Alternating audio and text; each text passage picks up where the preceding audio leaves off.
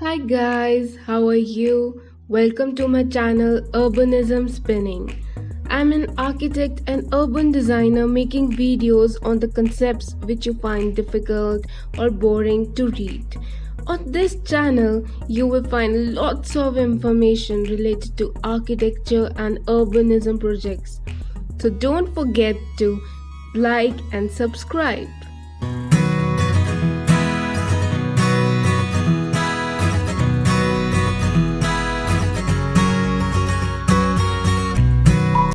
So, few days back, I came across a quote. That quote was from Jane Jacobs' famous book, The Death and Life of Great American Cities.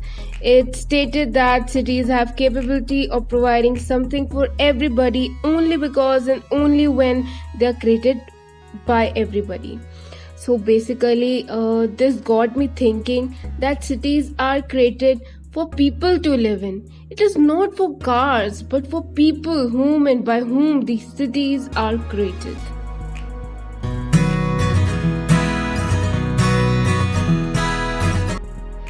Firstly, cities should be planned for people of all age groups. I don't know why are we neglecting this. Actually, many problems get deciphered if we start planning cities as an all ages friendly city. Older age groups and children are often overlooked while designing cities, but few initiatives which can be taken to cater this problem include creating more sidewalks and open green space where both age groups can spend time together. Second point is cities should have much greener areas.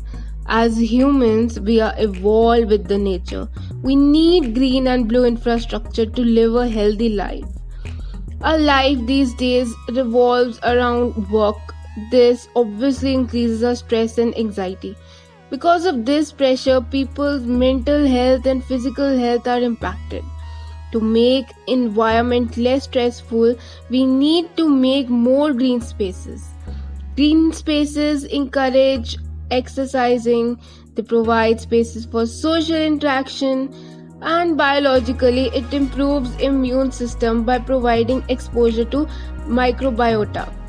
Hence, green infrastructure reduces stress, creates a positive mood, improves emotional and mental well-being, and decreases depressive symptoms. Let's jump to third point. Third point includes policies. Policies play a huge role in incorporating green and pedestrian friendly spaces. There should be some mandatory policies which helps in increasing green areas and promoting sustainable development. For example, the city of Copenhagen has mandated green roofs in most plans since 2010. To meet the challenges of climate change and enhance biodiversity, this policy is made mandatory. Copenhagen's goal is to become a carbon neutral city by 2025. These green roofs offer various benefits for buildings and their surroundings. They have capacity of absorbing 80% of rainfall, thus helps in rainwater harvesting. Green roofs even increases the life of roof membrane by protecting it from sun's UV rays. Okay, so next point, that is fourth point, includes making city a bike friendly.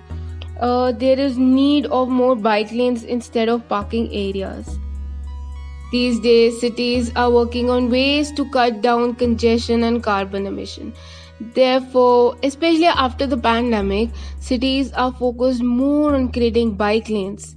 In fact, dedicated bike lanes offer safety to cyclists.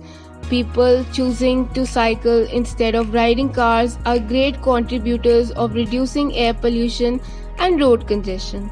They are fit than the people who go in cars, and that's the fact.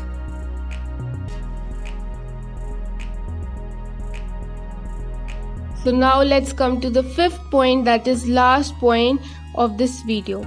Fifth point is about a concept which has become of great interest these days.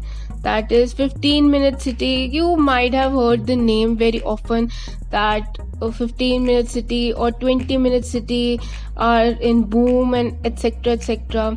So now I will tell you what this 15-minute city focuses on.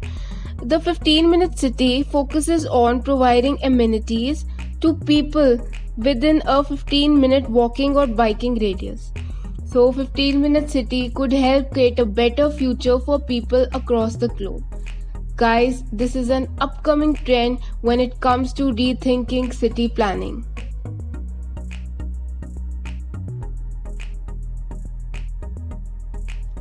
Cities such as Paris, Milan, and Melbourne are doing pilot studies on this concept. This concept ensures less pollution, less traveling, and less waste of time.